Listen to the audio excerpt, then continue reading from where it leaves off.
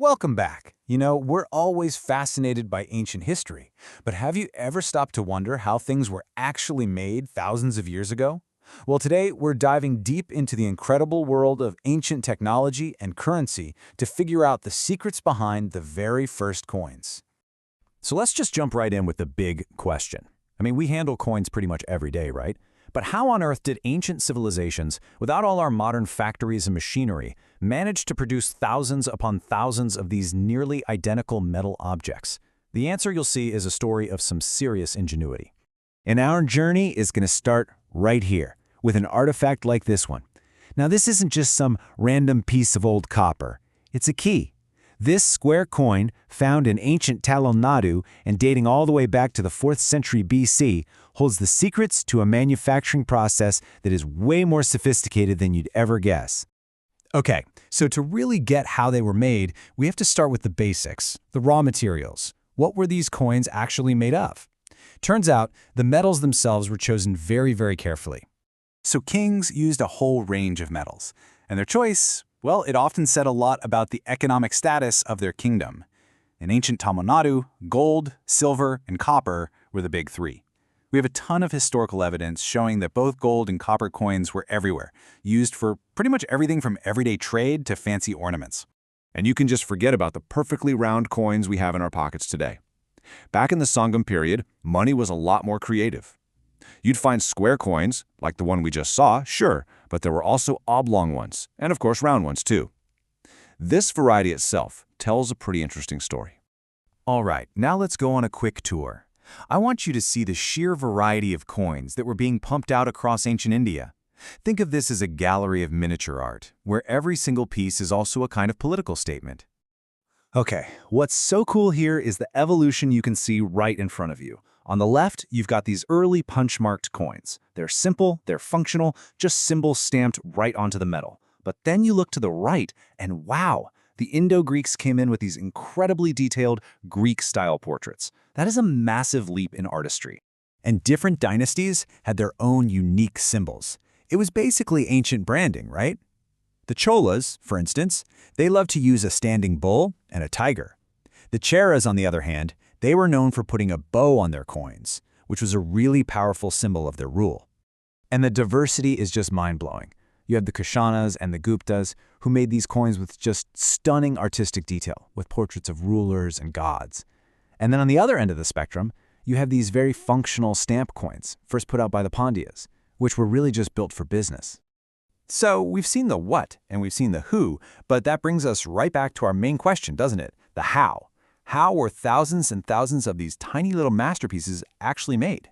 The process is called minting. And yep, they absolutely had mints back then. We're not talking about a couple of people in a workshop. These were organized facilities, sometimes even on a specific street in the capital city, all dedicated to producing the kingdom's money.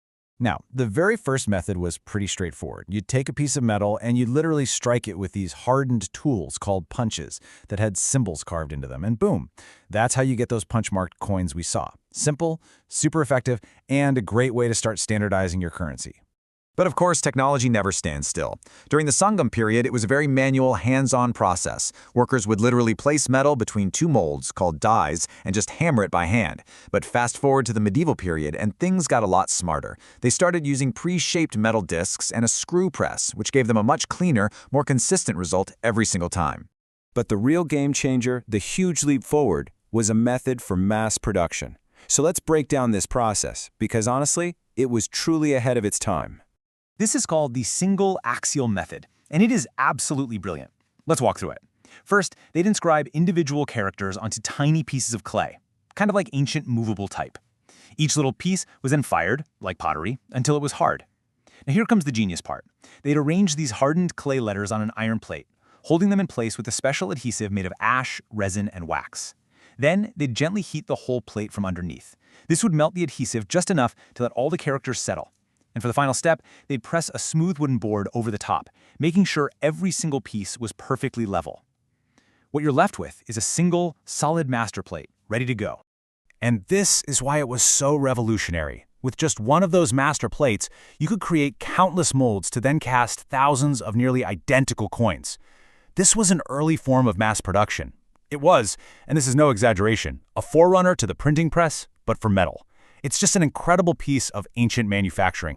Okay, so the technology is amazing, we get it. But what's the real point? What do these tiny metal objects actually tell us? Well, they're so important because each one is basically a story struck in metal. And this gives us a huge clue about their cultural role. In Sangam literature, the word for coin, kasu, often shows up when people are talking about ornaments. So these things weren't just for buying and selling. They were worn, they were given as gifts, they were a part of everyday life and culture, a real symbol of wealth and status. And the scale we're talking about here is just massive. Get this, archaeologists have found more than 10,000 ancient coins just in the riverbeds of Tamil Nadu alone. This wasn't some small-time operation. This was the backbone of a huge, thriving economy.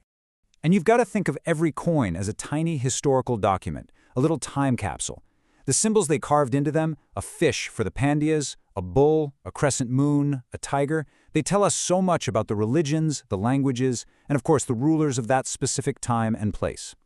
So, when you put it all together, studying these coins, it's like opening a direct window into the past. We find Roman coins in India? That's solid proof of international trade. Those Indo-Greek coins with portraits? Now we can actually put a face to a name from a history book. The different scripts tell us a story about linguistic diversity. And some of the later coins even show deities from different religions on the same coin, proving a history of tolerance and unity.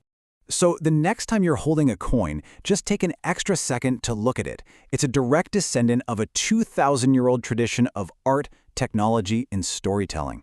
It really makes you wonder, doesn't it? What stories are hiding in the change in your pocket?